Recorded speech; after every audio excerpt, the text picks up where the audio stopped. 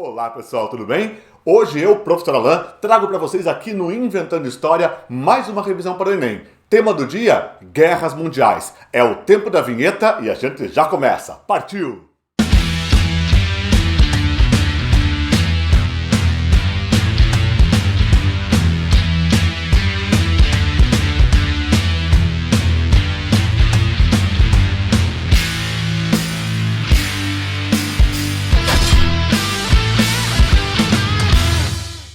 Muito bem então, pessoal, voltamos aqui para a nossa aula do dia. Mas antes, só aquele recadinho bem rápido, calma, é bem rápido, é o seguinte, se inscreve no canal, apoie o meu trabalho e do Thiago. É importante a sua inscrição aqui no canal para que a gente possa subir no YouTube e produzir mais material de qualidade para vocês, tá? Mas vamos lá. Pessoal, seguinte, guerras mundiais. Esse é o típico assunto profundamente importante para qualquer vestibulando, qualquer um que vai tentar, por exemplo, aí, o Exame Nacional do Ensino Médio Enem.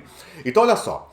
Primeira coisa que a gente tem que entender é a diferença entre os dois conflitos. Mas eu vou tentar trabalhar com vocês então nessa aula, colocando um pouco, dos principais elementos de cada conflito. Começando, claro, com a Primeira Guerra Mundial, a chamada Grande Guerra, de 1914 a 1918. Pessoal, observe que esta guerra, como qualquer outra, aliás, ela possui antecedentes que vão tensionando as nações até o momento em que acaba acontecendo o conflito armado de fato, Então nós podemos citar, por exemplo, como, atenção, causas da Primeira Guerra. O imperialismo e o neocolonialismo, que você viu, aliás, com o Thiago, vou deixar aqui o card, que era aquela competição das potências europeias, sobretudo, por áreas de África, da Ásia e da Oceania. Nós temos o pan-germanismo e o pan-eslavismo, quer dizer, o pan-germanismo ligando os germânicos, alemães, austríacos e por aí vai, e o pan-eslavismo ligando russos, entre outros grupos eslavos da Europa, Temos também o revanchismo francês, que era o ódio que a França tinha da Alemanha desde a derrota francesa, a humilhante derrota francesa, na Guerra Franco-Prussiana, contexto da unificação alemã. Também temos a famosa paz armada, uma corrida armamentista desenfreada na Europa nos anos anteriores à Primeira Guerra Mundial. E claro, temos aquela desastrada política de alianças. Atenção, pessoal, política de alianças. Eu vou ter de um lado a Tríplice Aliança, ou potências centrais, que era na prática o Império Alemão, o Império Austro-Húngaro e o Reino da Itália. E do outro lado eu tenho a Entente Cordiale, ou Tríplice Entente, que será quem? A Rússia, o Império Russo, a República Francesa e o Império Britânico, ok? Qual que é o estopim da guerra? O assassinato do herdeiro do trono austro-húngaro, o senhor Francisco Ferdinando, morto a tiros por um nacionalista sérvio chamado Gavrilo Príncipe, nas ruas de Sarajevo, na Sérvia. Naquele momento, pessoal, aquela região toda era dominada por uma nação germânica, o Império Austro-Húngaro, Porém, havia todo o interesse, por exemplo, da Rússia, do Império Russo, uma nação eslava, na região, percebe?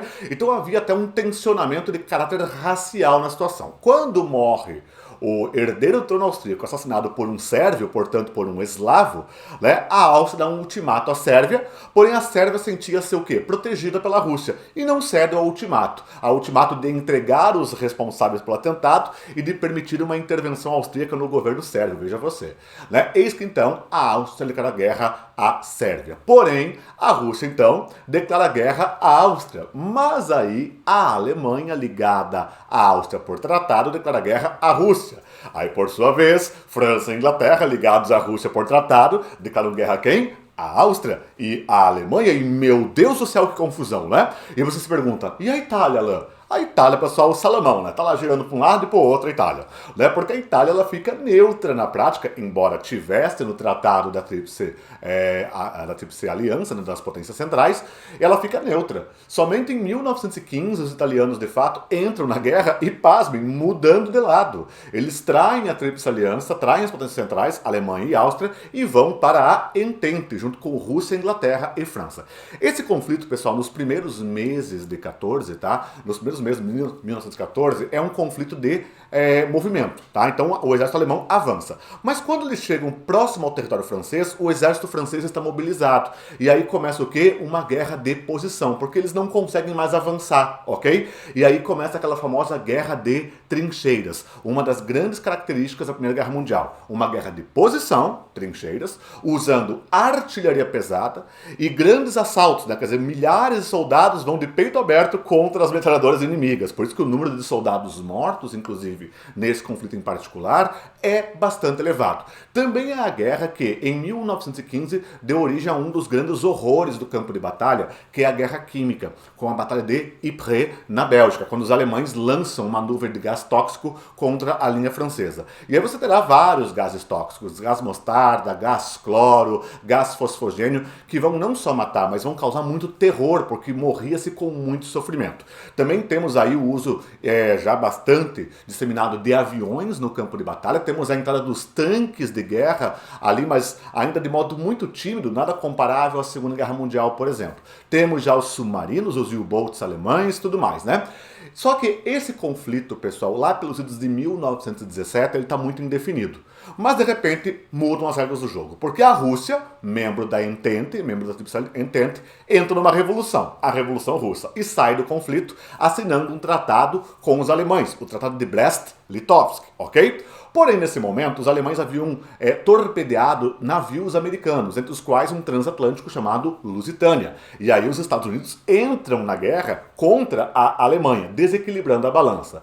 Em 1918, esse conflito termina deixando cerca de 20 milhões de mortos. 20 milhões de mortos e, detalhe, nações endividadas. Nessa guerra deixam de existir o Império Alemão, o Império Austro-Húngaro, o Império Russo, tá? Deixa de existir, e também o Império Turco-Otomano, que foi aliado, né, dos alemães nessa guerra, tá? Só que daí a Entente, né, os vencedores, portanto, eles vão fazer uma série de tratados, porém são tratados punitivos. Até teve a tentativa do presidente americano, Woodrow Wilson, de fazer os seus 14 pontos para a paz, né? Porém, não foi aceito. E aí foram colocados vários tratados punitivos contra a Alemanha, Áustria e seus aliados, como o Tratado de Versalhes, Tratado de Saint-Germain, Tratado de Neuilly, Tratado de Sèvres, Tratado de Trianon, né? Que são tratados punitivos. Esses tratados punitivos, com muito destaque ao Tratado de Versalhes, serviria, por exemplo, como estopim, adivinha, lá para a Segunda Guerra Mundial.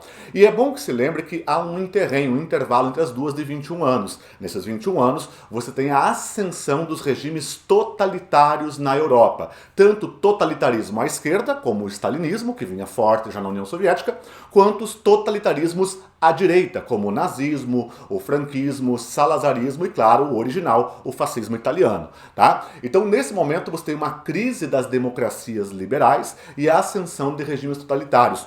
Por exemplo, no caso alemão, a crise de 29, que você viu com o Thiago, vou deixar o card aqui, tá? Ela foi fundamental, por exemplo, para que a propaganda nazista desse certo a ponto de que os nazistas chegassem ao poder lá na Alemanha.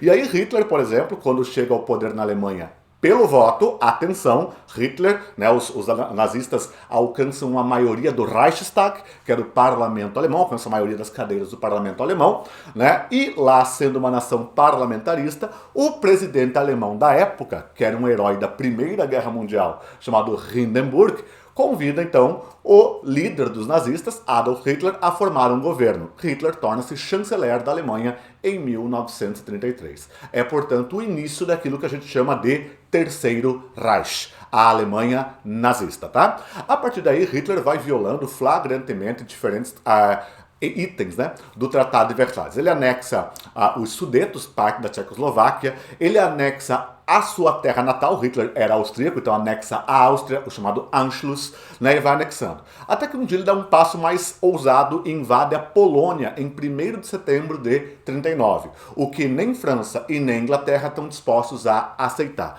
Mas você se pergunta, Alan, por que os ingleses e franceses não frearam Hitler quando poderiam tê-lo feito?